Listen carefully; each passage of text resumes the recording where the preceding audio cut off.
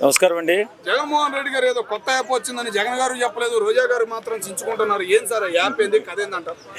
రోజాకి ఉద్యోగం పోయిన తర్వాత బుర్ర పాడైపోయింది.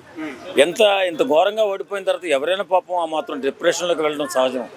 ఏదేమైనా ఈ మధ్య రోజా పిచ్చి పిచ్చి మాటలు, పిచ్చి పిచ్చి ఆలోచనలు, మెంటల్ ఎక్కిన మాటలు మాట్లాడుతుంది. ఆమె కూడా మన ఎర్రగడ్డ లేకపోతే వేరే చోటుకొని పంపించవలసిన సమయం ఆసన్నమైనట్టుంది. ఏదేమైనా ఈ మధ్య ఏవేవో మాటలు మాట్లాడుతూ ఏవో 2.0 యాప్ అని, ఆ యాప్ అని, ఈ యాప్ అని వెర్రి మాటలు, వెకిలి మాటలు, నిద్రలో మాటలు మాట్లాడుతుంది. పిచ్చెక్కినట్టుంది. చేసిన పాపాలు ఎక్కడికి పోతేలే, మామూలుగా లేదుగా. చాలా డబ్బులు ప్రజల సొమ్మును దోచిందని అంటారు. మానవత్వం లేకుండా చాలా మూర్ఖత్వంగా మంచివాళ్ళని చెడ్డవాళ్ళని చూడకుండా అందరినీ కూడా ఇష్టాన్రీతిగా తిడుతూ ఒక ఆడదాని లక్షణాలు లేకుండా దరిద్రమైన ఆడదురా, అడవిలో జంతువురా అని చెప్పి అందరూ చెప్పుకునే విధంగా ఆమె తయారైంది. వాళ్ళు 2.0 యాప్ పెట్టి అందులో మాట్లాడే వాళ్ళందరినీ కూడా అందులో యాప్ యాడ్ చేసుకుని వాళ్ళు వచ్చిన తర్వాత వాళ్ళ సంగతి చూసి రప్ప రప్ప నరకడము, కస కస కొయ్యడము, పస పస పొడవడం. ఇదంటే మాట్లాడేది? నాయకుడు అనేవాడు పరిపాలన చేయాలా, ప్రజలను ప్రేమతో చూడాలా. ఇంత అన్యాయంగా, ఇంత నిస్సిగ్గుగా ఒక పశువు మాట్లాడినట్టు మాట్లాడుతుంది రోజా. ఏదన్నా బుద్ధి జ్ఞానం ఉందా?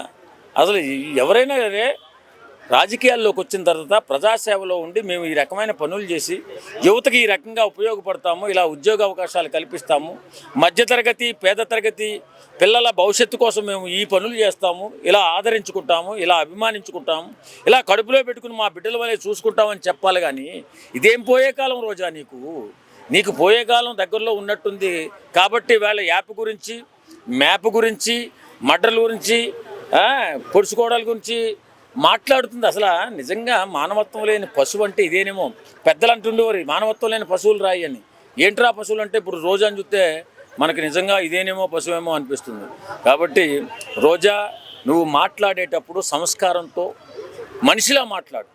ఇప్పుడు ప్రజాసేవలో ఉన్నారు మీరు, ప్రజలను ఏ రకంగా చూసుకోవాలి, ఇప్పుడున్నటువంటి రాష్ట్రంలో కష్టాలు ఎలా ఉన్నాయి, ఇచ్చిన గ్యారంటీలు 6 గ్యారంటీలు కూటమి ప్రభుత్వం అమలు చేస్తుందా లేదా, అందులో లోపాలు జరుగుతున్నాయా, ఇవన్నీ చూసుకోవాల్సింది పోయి యాపులు తయారు చేస్తాం, కోతలకు వస్తామంటే నిన్ను ఎవడో నమ్మేవాడు లేడు. అసలు మీరు వస్తే కదా, గెలిస్తే కదా అని చెప్పి అందరూ కూడా హేళనగా నవ్వుతున్నారు.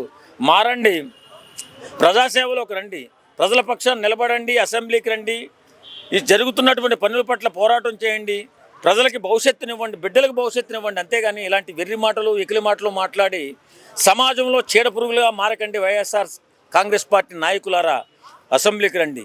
పేదలు చాలా అధ్వానమైనటువంటి జీవితాలు గడుపుతున్నారు, వాళ్ళ పక్షాన్ని నిలబడండి, వాళ్ళ బాగు కోసం ప్రభుత్వానికి తోడ్పడండి. అంతేగాని ఇలా ఏవేవో మాటలు మాట్లాడి, ఎకిలి మాటలు మాట్లాడి, వెర్రి మాటలు మాట్లాడి సమాజంలో చీడపురుగులుగా మిగిలిపోయి వైఎస్ఆర్ కాంగ్రెస్ పార్టీ అంటే పతనావస్థలో పోతుంది. ఇప్పటికే దాన్ని నిలబెట్టుకోవాల్సిన బాధ్యత మీ పైన ఉంది.